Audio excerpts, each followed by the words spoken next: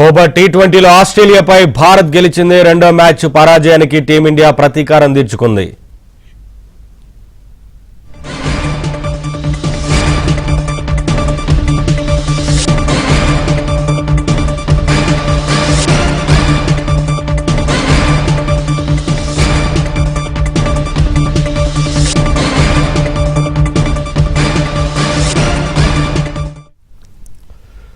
Hobart టీ20లో ఆస్ట్రేలియాపై Bharat గెలిచింది. రెండో match పరాజయానికి team India ప్రతీకారం తీర్చుకుంది.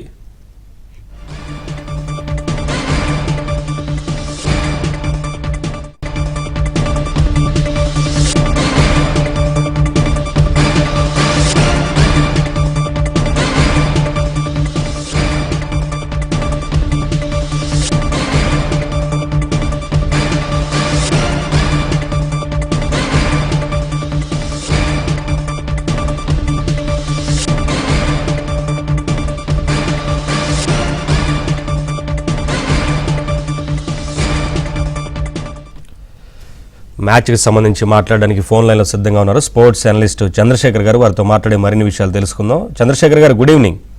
గుడ్ ఈవినింగ్ సార్, ఎట్లా చూడాలి ఇవాళ మ్యాచ్? ఒక మంచి విక్టరీ అనుకోవచ్చా? నెక్స్ట్ మ్యాచ్కి బాగా దోహదపడుతుంది అనుకోవచ్చా ఆడటం కోసం? రెండులో కొంచెం ఎమోషనల్ గా కనెక్ట్ అయినటువంటి మ్యాచ్ ఇది. పర్టికులర్ గా ఇండియా విషయానికి వచ్చేటప్పటికి టోర్నమెంట్ ప్రారంభం నుంచి ఈసారి ఫేవరెట్ అనేటువంటి ఎసెప్షన్స్ దాంతో అందులోనూ ఆస్ట్రేలియా మీద సెమీఫైనల్స్ లో అద్భుతమైనటువంటి విక్టరీని సాధించి so overall it's a good finals. Definite గా వాల్యూ ఫర్ ది మనీ అని చెప్పేసి చెప్పుకోవచ్చు. ఎందుకంటే 4 times వరల్డ్ ఛాంపియన్ ని ఓడించి ఫైనల్స్ వచ్చినటువంటి సౌత్ ఆఫ్రికా ఒకవైపు అయితే 7 times ఛాంపియన్ ఆస్ట్రేలియాని ఓడించి అందులోనూ వరల్డ్ రికార్డ్ చేసి 339 రన్స్ సాధించి ఫైనల్స్ కి వచ్చినటువంటి team India. So more or less both are equally balanced fight కాబట్టి it will be a good fight.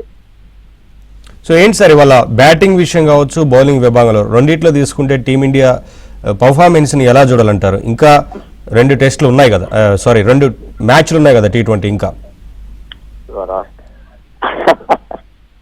Of course ఇది మెన్ క్రికెట్ విషయం. మెన్ క్రికెట్ అనేటప్పుడు అఫ్ కోర్స్ ఇంకా ఇప్పుడు ఈ సిరీస్ లో 2 మ్యాచ్లు ఉన్నాయా అనేటువంటిది కాదు. యాక్చువల్ గా it's trial run for the upcoming ఫిబ్రవరిలో జరిగేటువంటి India and Sri Lanka combined hosting that T20 world cup. So దానికి ఒక ట్రయల్ రన్ ఏ రకమైనటువంటి కాంబినేషన్స్ బాగుంటాయి ఏంటి అనేటువంటి దాన్ని 2 టీంలు కూడా of course not only that India even Australia also looking for that. అందుకనే వాళ్ళు హ్యాజల్వుడ్ కి రెస్ట్ ఇచ్చి దే ఆర్ ఎక్స్పెక్టింగ్ వాళ్ళ యొక్క బౌలింగ్ వనరులు ఎలా ఉన్నాయి అని. అంటే top 3 Hazlewood, Starc and Cummins లేకుండా ఎలా ఉంటుంది వాళ్ళ బౌలింగ్ యూనిట్ అని వాళ్ళు టెస్ట్ చేసుకుంటూ ఉన్నారు. అలాగే ఇండియా కూడా ఏ బ్యాటింగ్ ఆర్డర్ అయితే బాగుంటుంది అనేటువంటిది. That is the reason. Even actual గా ఫస్ట్ దాంట్లో చూస్తే కనుక సెకండ్ వన్డేలో శివం దూబేని డౌన్ ది ఆర్డర్ పంపించడం, ఈవెన్ ఇవాళ వాషింగ్టన్ సుందర్ని ఒక క్యామీ ఇన్నింగ్స్ ఆడే విధంగా ఎంకరేజ్ చేసి పంపించడం.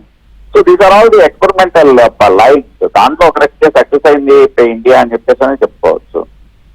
సార్, ఇప్పుడు గత మ్యాచ్తోని కంపేర్ చేసినప్పుడు ఒక బిగ్ స్కోర్ ఆస్ట్రేలియా వల్ల మనం ముందుంచడం కావచ్చు, చేజ్ చేయడం కావచ్చు, అలాగే బ్యాటింగ్ ఆర్డర్ కావచ్చు, కొంత ఈ చేంజెస్ ఇవన్నీ చూస్తుంటే ఎలా అనిపిస్తోంది? నెక్స్ట్ మ్యాచ్కి ఎలా ఉపయోగపడుతుంది అనుకోవచ్చు? ఇదే కంటిన్యూ అవుతుంది అనుకోవచ్చా నెక్స్ట్ మ్యాచ్ కూడా?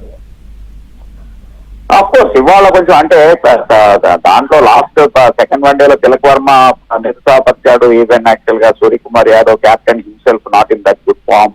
సో దట్ వాళ్ళిద్దరు కొన్ని యూస్ఫుల్ రన్స్ చేయడం వాళ్ళకి కాన్ఫిడెన్స్ ఇచ్చినటువంటి బ్యాటింగ్ ఆర్డర్ అనేటువంటిది అఫ్ కోర్స్ 1, 2, 3 ఎటువంటి చేంజెస్ ఉండేటువంటి పరిస్థితి లేదు. 4 నుంచి ఈవెన్ యాక్చువల్ గా సమ్ టైమ్స్ ఒకవేళ పించ్ హిట్ కావాలి అనుకుంటే కనుక అప్ ది ఆర్డర్ తిలక్ వర్మని పంపించడం, లేకపోతే కనుక అటు అక్షర్ పటేల్ ను, లేకపోతే even for that matter Jitesh Sharma లాంటి వాళ్ళని కూడా ట్రై చేసేటువంటి అవకాశం ఉంది.